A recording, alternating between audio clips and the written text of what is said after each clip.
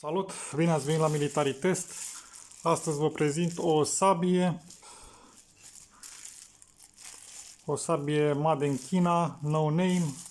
Vine cu o husă din nylon, destul de subțire, cu o prindere pentru umăr și prindere la curea.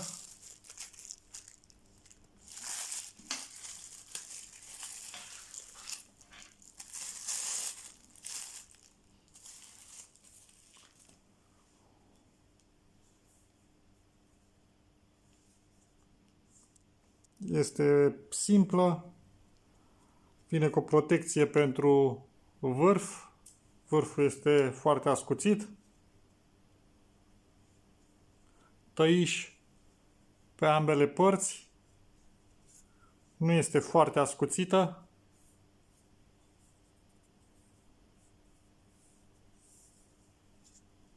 Mai mult de panoplie.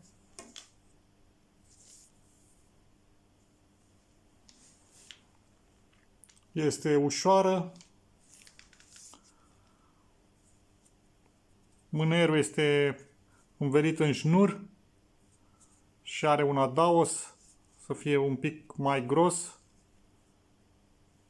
să poată fi ținut în mână. Se ține bine. Are o lungime totală de 67,3 cm. Lungime tăiș 46,5 cm. Lățime 3 cm.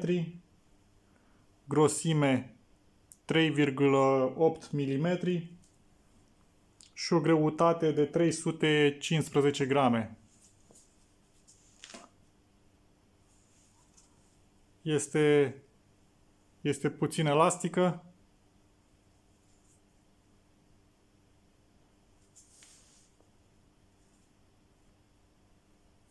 E ușoară.